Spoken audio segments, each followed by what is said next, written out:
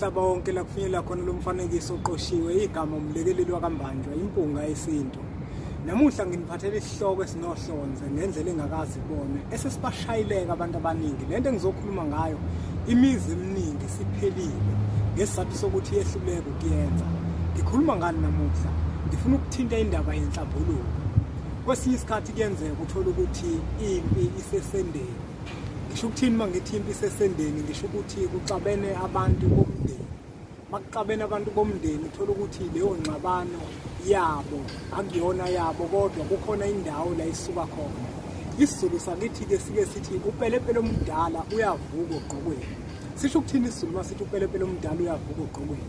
Ukuthola ukuthi phakathi komuzi khona abantu abathi mabehamba emhlabeni bahamba bexabene bahamba bephakamiselene izikhalo uthola ukuthi omkhulu babekade bebanga imfuyo bese emva kwalokho kwaze kufika isikhathi sokuthi bayadlula emhlabeni kade beyibanga imfuyo. Kuthi ke mase sebehambile uthola ukuthi umndeni bese uyabagweba ngale kwelamathongo ubabuza imibuzo ngesenza basenze ukuthi baphakamiselane izikhali baxabane bebanga imfuyo njalo njalo. Ngenkathi kumndeni manje labo bantu usubagweba usubaxosha usubakhiphela ngaphandle bona bake babuye beze bantwini abaphilayo ngokwenyama. Labo bantu abaphilayo ngokwenyama into ekenzeke manje bagcine nabo sebexabana uthola ukuthi manje izingane zizalwa ndawonye kodwa manje azizwani. Yini ekusuke kufanele ukuthi yenzeke lapho? Kusuke kufanele ukuthi kwenziwe inhlambuluko. Inhlambuluko kenziwa kanjani?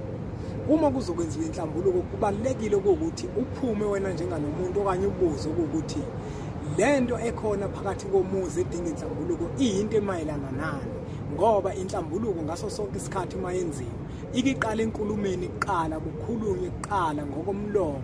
Uma kukuthi kukhona umuntu mhlawumbe ombambele iqhubu ulikhiphe kuwena ngaphakathi lelo qhubu kuze kufike esikhathini manje sokuthi ke nicolelane.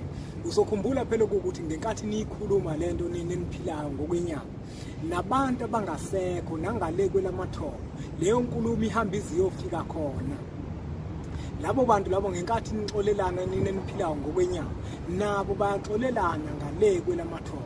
Yingakho ke inhlambuluko kubalekile ukuthi iqale enkulumeni kuqala kukhulunywe onuka omunye akuveze ukuthi wayimnuka ngalephi naloyo neqhuba akhiphe lokho kungaphakathi kuyena.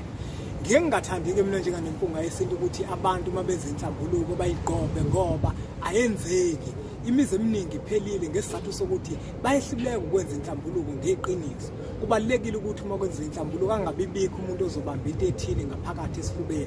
Akufanele kudlalwe ngeembuzi, imbuzi ibulawela mahala ngesizathu sokuthi abantu abakhulumile.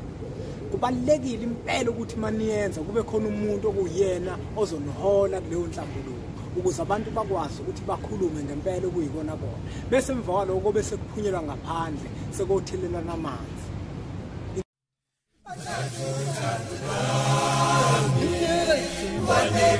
Shimane,